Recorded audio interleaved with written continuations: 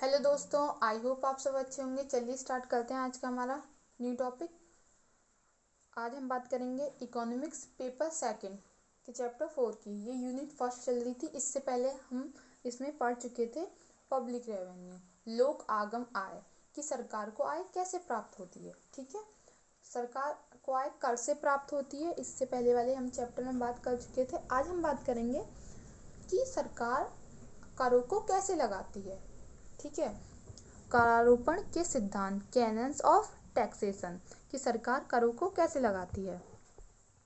कर का आशय एवं परिभाषाएं, इससे पहले वाला जो चैप्टर है हम पब्लिक रेवेन्यू, हम उसमें ये सब पढ़ चुके हैं। अगर आपने अभी तक वो नहीं देखा है तो पहले आप वो देखिए, तभी आपको ये चैप्टर समझ आएगा। ठीक है, कर की विशेषताएं, कर एक अनिवार्य भुगतान है, ये सब हमें पता है। कर के उद्देश्य क्या होते हैं, क्योंकि आय प्राप्त करना होता है सरकार को, नियम व नियंत्रण का पालन, ये सब हम पहले पढ़ चुके हैं पब्लिक रेवेन्यू में। ठीक है, तो ये दोबारा रिपीट करने की ज़रूरत नहीं है। हम यहाँ से स्टार्ट करते हैं कि करारोपण के सिद्धांत, कि कर को कैसे लगाती है सरकार। ठीक है, तो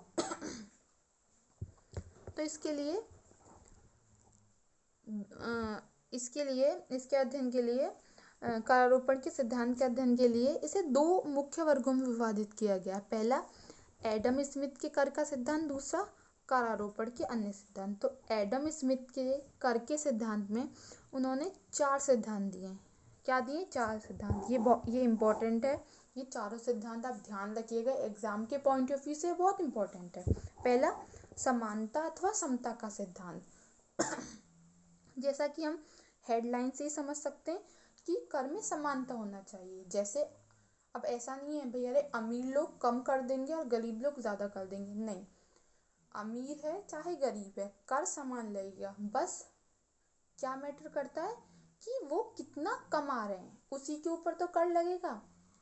ठीक है, ऐसे ही अभी हम पढ़ेंगे आगे ये समानता अथवा समता का सिद्धांत। अब इसमें हम पढ़ते हैं समानता अथवा समता के सिद्धांत का अर्थ यह है कि सभी करदाताओं पर कर इस प्रकार से लगाया जाए कि सभी करदाताओं पर कर के भार में समानता रहे। ठीक है, यही सब दिया हुआ है।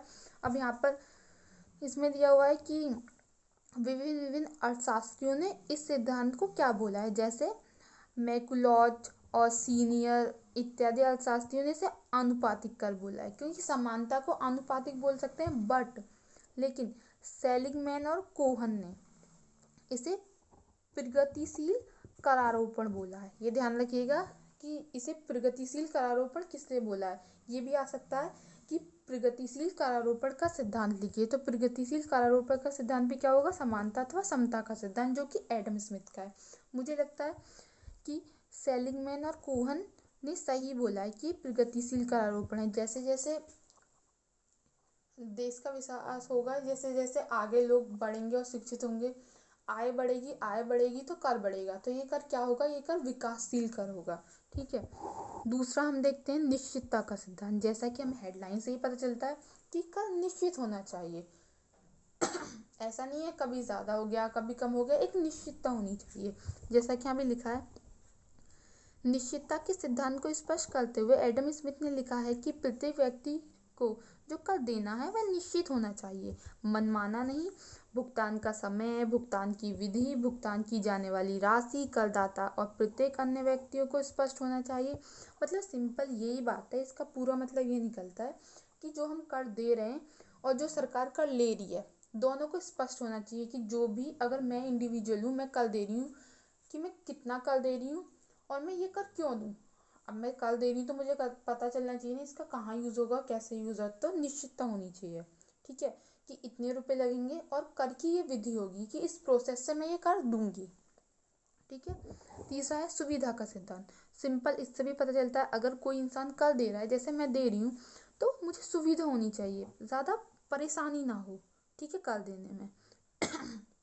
जैसे सुविधा के सिद्धांत को स्पष्ट करते हुए एडम स्मिथ ने लिखा है कि प्रत्येक कर ऐसे समय पर या इस ढंग से लगाया जाए कि करदाता को भुगतान करने में वह अत्यधिक सुविधाजनक हो। दूसरे शब्दों में, सरकार को कर प्रणाली इस प्रकार की बनानी चाहिए जिससे करदाता को कर चुकाने में सुविधा रहे। कृषि में फसल के बाद लगान वसूल करना, वेतनभोगी वर्ग की आय में उद्गम स्थान पर कटौती करना, कर की कटौती करना, ठीक है। तो सुविधाजनक होना चाहिए। तो क्या बातें हैं, भुगतान का समय सुविधाजनक होना चाहिए, भुगतान की विधि सुविधाजनक होनी चाहिए, भुगतान का स्थान सुविधाजनक होना चाहिए। ये सिर्फ यहाँ बुक में लिखा है, ऐसा एडम स्मिथ ने बोला है, बट हमारी कंट्री में ऐसा नहीं है। हमारी कंट्री में जब हम कर देते तो बहुत परेशानी होती है। जैसा कि जब जीएसटी लागू किया है, ये जब स्टार्टिंग में किया था जब तो बहुत ही ज़्यादा दिक्कत होती थी, पर सरकार इसमें धीरे धीरे सुधार कर रही है। अब लोगों को समझ आने लगा है जीएसटी क्या है, ठीक है, हम इसको कैसे करेंगे, ऑनलाइन कैसे करें। पर अभी भी बहुत दुकानदार हैं जो जीएसटी दे रहे हैं, उन्हें समझ नहीं है, उन्हें प्रॉपर नहीं पता है कि जीएसटी कर क्या है, ठीक है। जीएसटी पर कभी और बात करेंगे। तो हमारे यहाँ सुविधा का सिद्धांत पूरी तरीके से काम नहीं करता है इंडिया में, ठीक है। मितव्ययिता का सिद्धांत, ये चौथा सिद्धांत है एडम स्मिथ का।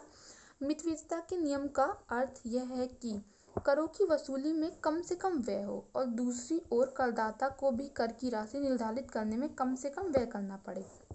मतलब अगर हम कर ले रहे हैं, ठीक है, सरकार उससे कर से आय कमा रही है, ऐसा नहीं है उसे तभी के तभी खर्च करते, कहीं ना कहीं उसका भविष्य में आने वाले टाइम पर अच्छा इस्तेमाल होना चाहिए। हमें उस कर को इकट्ठा रखना चाहिए कि आगे आने वाले टाइम में अगर कोई हमें संकट होता है तो हम उसका यूज़ कर सकें, ठीक है। तो मितव्ययिता का सिद्धांत। अब हम बात करेंगे करारोपण के अन्य सिद्धांत, अदर कैनन्स ऑफ टैक्सेशन। तो उत्पादकता का सिद्धांत किसने दिया है, बेल्टेबिल द्वारा दिया गया है, ठीक है। अब ये क्या है उत्पादकता का सिद्धांत, तो ये है कर की दृष्टि से और कर के प्रभाव की दृष्टि से। उत्पादकता का सिद्धांत दो दृष्टि से है। कर की दृष्टि से उत्पादकता का अर्थ यह है कि सरकार को निरंतर एवं दीर्घ काल तक पर्याप्त आय प्रदान करते रहें। जब तक अगर कोई व्यक्ति उत्पादन कर रहा है उस पर कर लगता रहेगा और सरकार को आय मिलती रहेगी। दूसरा, कर के प्रभाव की दृष्टि से करों के प्रकार और उनके भार इस प्रकार होनी चाहिए कि देश में वस्तुओं एवं सेवाओं के उत्पादन पर विपरीत प्रभाव नहीं पड़े। कि किसी वस्तु पर इतना ज़्यादा भी कर नहीं लगाने देना चाहिए सरकार को कि उस वस्तु बहुत ज़्यादा महंगी हो जाए और आम जनता उसे नहीं खरीद पाए, ठीक है। दूसरा है लोच का सिद्धांत। लोच मतलब फ्लेक्सिबिलिटी। अगर कोई संकट आता है तो कर हम घटा भी सकें और बढ़ा भी सकें। जैसे अभी कोविड आया था तो कुछ चीज़ों पर टैक्स बहुत ज़्यादा बढ़ गया था, जिससे सरकार को कमाई हुई थी और फिर उसने उसे लोगों के वैक्सीन वगैरह के लिए यूज़ किया था, ठीक है। तो लोच का सिद्धांत। विविधता का सिद्धांत कि कर एक प्रकार का नहीं होना चाहिए, कर अनेक प्रकार के होने चाहिए। जैसे यहाँ लिखा भी है, इस सिद्धांत का मूल आधार यह है कि एक कर प्रणाली के स्थान पर बहुकर प्रणाली हो। और हमारे इंडिया में विविधता का ही सिद्धांत चलता है। जैसे इनकम टैक्स हो गया, जीएसटी हो गया, और भी बहुत प्रकार के कर हैं जो हम देते हैं। हमारे यहाँ विभिन्नता का सिद्धांत है। फिर सरलता का सिद्धांत जैसा सिंपलिसिटी, जैसा अभी हमने बात करी थी कि कर ऐसा होना चाहिए जो लोगों को देने में परेशानी ना हो। इस सिद्धांत का प्रतिपादन आर्मिटेज स्मिथ ने किया था। इस सिद्धांत के अनुसार कर प्रणाली एवं इससे संबंधित नियम सरल होने चाहिए। सिंपल है, सरल होनी चाहिए, ज़्यादा कुछ समझने की जरूरत नहीं है। एक रूपता का सिद्धांत मतलब कि ऐसा विभिन्न राज्यों की कर प्रणाली एक रूप होनी चाहिए, मतलब ज़्यादा डिफरेंस नहीं होना चाहिए कि यूपी में इस वस्तु पर बहुत अधिक कर है और राजस्थान में नहीं है तो लोगों में अराजकता फैलेगी। लगभग समान होना चाहिए, एक रूपता होनी चाहिए। वांछनीयता का सिद्धांत क्या बोलता है, प्रजातंत्र। जैसे हमारे यहाँ लोकतंत्र है, मतलब जहाँ पर लोग वोट डालते हैं, ठीक है, लोकतंत्र या प्रजातंत्र होता है। देशों में इस सिद्धांत का काफ़ी महत्व है। यह सिद्धांत इस बात पर जोर देता है कि प्रत्येक कर लगाने का कोई न कोई औचित्य होना चाहिए। इसे स्पष्ट रूप से समझना चाहिए, अन्यथा जनता किसी कर विशेष को अनावश्यक भार समझ सकती है। कि अगर कोई जनता या हम लोग कर दे रहे हैं तो हमें उसका औचित्य होना चाहिए, उसका कोई कारण होना चाहिए कर देने का।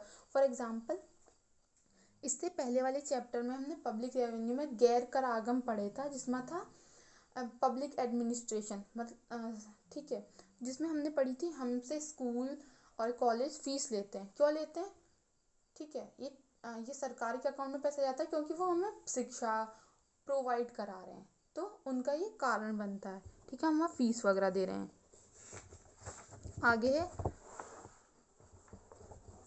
समन्वय का सिद्धांत। समन्वय का सिद्धांत क्या बोलता है कि सिद्धांत के अनुसार कर प्रणाली ऐसी होनी चाहिए कि किसी दूसरी वस्तु पर दोबारा कर नहीं लग जाए, कि ऐसा नहीं है कि बार बार एक वस्तु पर दोबारा कर लग रहा है। ठीक है, आज चैप्टर यहीं ख़त्म होता है। आज के लिए इतना ही। इससे अगले चैप्टर में हम कर के प्रकार और वर्गीकरण के बारे में बात करेंगे। अगर कोई भी प्रॉब्लम और डाउट है तो कमेंट करिएगा। इसकी PDF आपको टेलीग्राम चैनल पर मिल जाएगी, जिसकी लिंक आपको डिस्क्रिप्शन में मिलेगी।